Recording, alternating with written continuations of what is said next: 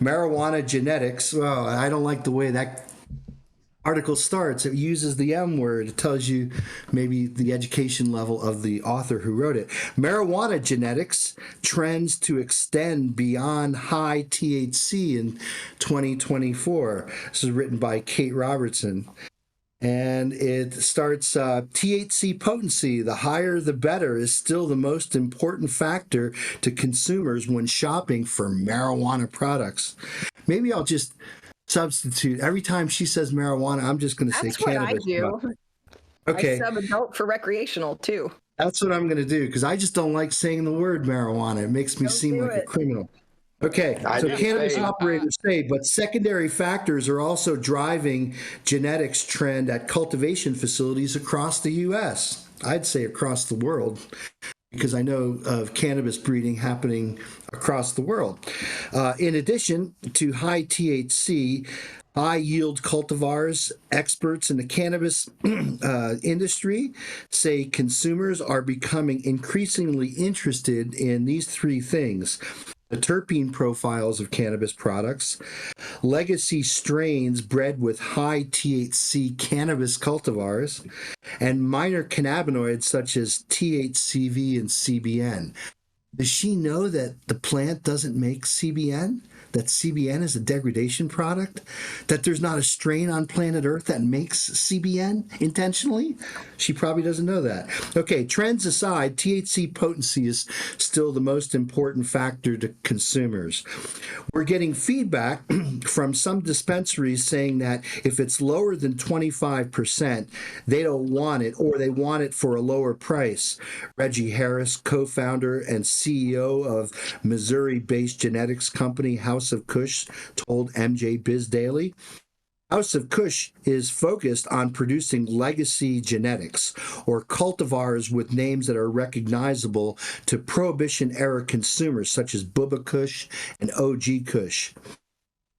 Even though people love the legacy names and they love buying legacy strains, really? Do they? High THC is the rule of the day, Harris said. We have started to breed using some of those high THC legacy strains to cross with other genetics that are going to give higher in potency results.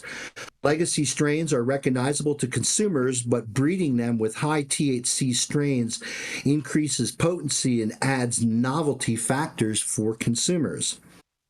Nathaniel Nutta-Vereen, co-founder of Tikal Official, a New York-based cannabis brand available in 11 states, says he has noticed the same trends. Legacy strains have been a big topic of discussion, Vereen said. Blue Dream became popular for a hot minute. Now it seems that people are working on classic strains with new cultivars. Consumers still want to see cannabis products marketed under indica, sativa, and hybrid categories, despite some skepticism that the labels connote meaningful information about the effects the products will have, according to Shai Ramshai, the president of Barcelona, Spain-based Royal Queen Seeds. After that, high THC is the top of the important list in terms of strain characteristics, Ramshay wrote in an email to MJ Biz Daily. We found that U.S. consumers consider terpenes such as limonene and myrcene were the two top terpenes that people were looking for. Baltimore-based Curio Wellness, which cultivates its cannabis strains from tissue culture, also ensures offering consumers a variety of cultivars with different price points that fall into the indica, hybrid, and sativa categories. We always want to have something that's high in myrcene for indica customers, something that's has a more balanced bouquet of terpenes that are hybrid, and then limonene, pinene, or terpinolene for the sativa strains, said Rebecca Raphael, Curio's chief revenue officer. Hawaii headquartered Big Island Grown, a vertically integrated cannabis operator, also focuses on terpene diversity and cannabinoids in its nursery. We love tropical fruit terpenes at Big Island Grown, co-founder Jacelyn Moore told MJ Biz Daily in an email. This year, the company will launch strain names will launch strains with such names as Sunkissed, Papaya, Guava Jelly, which also aligns with Big Island Grown's brand identity and also contains very fruity terpene profiles. That sounds yummy. In the future, the company hopes consumers will embrace so-called cheesy strains or cultivars containing terpinolene, ocimene, and myrcene, which Moore said are grossly underrated terpenes in cannabis. A lot of people can't face the funk, Moore said. As research continues to demonstrate new applications of cannabinoids, consumers are increasingly interested in the minor cannabinoids, or cannabinoids that aren't strictly THC or CBD, such as CBN and THCV. Curio Wellness gleaned from patient trials that THCV is particularly useful for customers who want to feel focused and energized.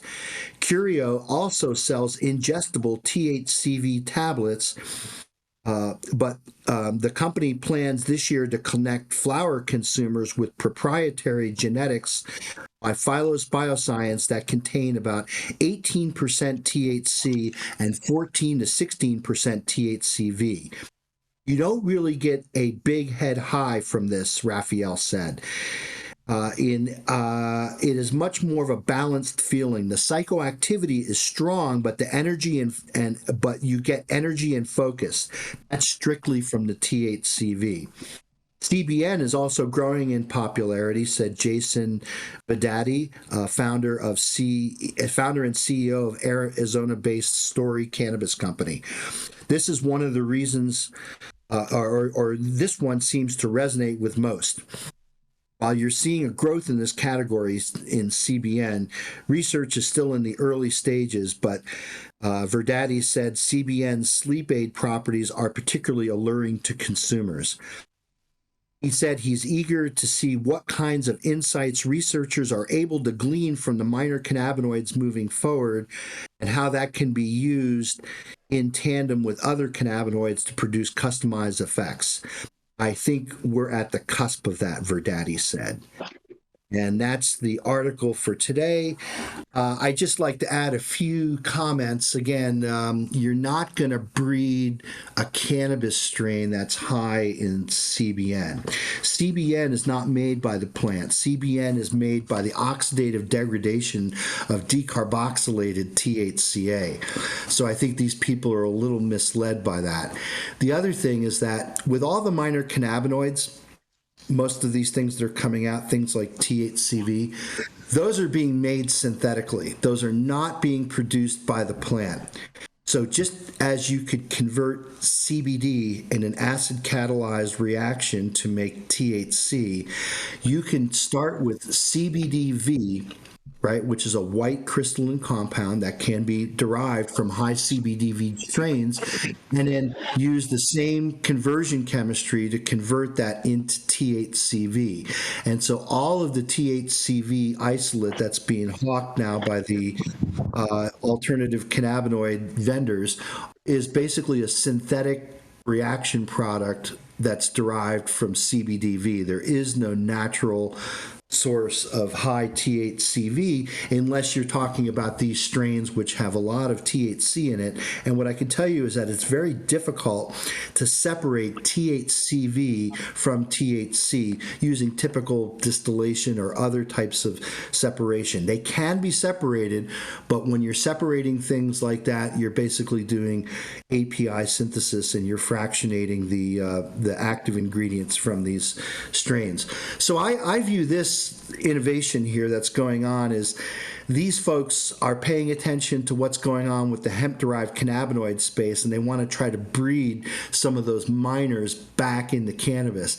Cannabis typically, like the article says, has been bred for a high THC quantity. That's what humans like in cannabis, and that's what traditional breeding has delivered. And what it's also delivered are all these different flavors and all these different crosses and different terpene profiles are the manifestation of the crossing of those genetics.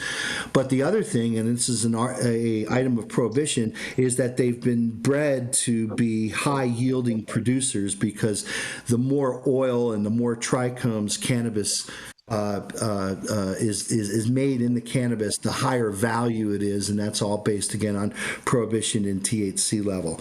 So that's just my input on this article. I'd be curious on what my other correspondents have to say. It's Friday, folks. We got a weekend in front of us. Have some fun this weekend. Oh, yeah. Here's Dr. Mark. Bring on the flavors. Yeah. What do you think about this, Dr. Talleyrand? Well, what do I think about the article in general? I have an issue with genetics because of epigenetic factors, that the some of the compounds, the constituents in the plant, change not based on the original cultivar genetics, but because of how you grow the plant, whether you stress it or not. For example, I think myrcene in some cultivars does increase based on stress. That's just a theory that I haven't proven yet. But so there's more than just the genes to figure things out. You have to just go straight to the chemistry and try to figure it out that way. Yeah, so Jean, what happens with myrcene too is that in freshly harvested cannabis, you typically see very high levels of myrcene, but on the drying and particularly the curing of cannabis, what you start to see is that high levels of myrcene start to go down, because myrcene is a reactive compound and it'll start basically oxidizing, and that's not necessarily bad. I mean, this is part of the whole magic of the cure. When you're curing, so there's two. Post-harvest, there's drying, which is the wholesale removal of water from the plant, but then there's the curing, and these are two different kind of phases to prepare cannabis. And in that curing step, there's a lot of kind of oxidation and sort of readjusting of the terpene profiles. And what you can find is that in freshly harvested cannabis, if you try to smoke it just after it's dried, it'll be very harsh. It'll have like a bite on the back of the throat. But that same cannabis, if it's allowed to age and it's allowed to cure properly, you'll find that it really mellows out that back of the throat harshness that you would see in the fresher cannabis. I think you're talking about the three major factors, right? We're talking about genetics, the environmental conditions, and then post-production, curing, harvesting, and how we attempt to slow that down without having oxidation negatively affect the terpene profile. And I really appreciated what Dr. T said, because cannabis is a plant that does better under adversity, like some of us human beings. Sometimes we have to get kicked in the teeth to know what we're really made of. And so just like grapes, if a grape has had a very easy life, it's not going to taste very good because it didn't have to struggle. And so I think that conversation around genetics, if it doesn't include a conversation around cultivation techniques, methodologies, will always be an incomplete conversation. Well, and then I'd love to add to that the method of ingestion. I see juicing cannabis as a popular methodology for some patients. It doesn't make them high, but I imagine seen exposure, and maybe that's why they like it so much, doctor. So I'm curious about that. And then it also makes me curious about fresh frozen versus, for extraction versus extraction after curing and drying, which is also a large discussion in the Hort labs that go on at Oaksterdam. So yeah. Yeah, there's Dale, there's a lot of terpene loss in drying and even in curing, even if you're curing inside a bucket and you burp the bucket every once in a while. And so I think fresh frozen. So THCA itself, which again is the star of the show, it's the primary compound that's made in the trichomes of high THC cannabis. THCA is a white crystalline solid, and so when you make an extract of it from dried and cured material, this was kind of like 2014, 2015 shatter, right? We were getting basically an amorphous solid as the extract, right? But when you leave all those terpenes in there, now when you do the extraction, there's enough terpenes to dissolve the THCA, right? So now what you get is a liquid extract that can go right into a vape pen, or you could do a little bit more formulation work with it because you're dealing with a liquid as opposed to a solid. So I think what you're saying is very true, that the terpene profile at harvest in a fresh frozen sample is going to be very, very different than a terpene profile in dried and cured cannabis. But to me, this is the wonderful thing about cannabis. We could do an extraction on cured material and make something that's going to taste a little bit different than the fresh frozen extraction, which is going to be the live resin, very gassy, very terpy, very fruity, if that's the type of terpenes that are in there.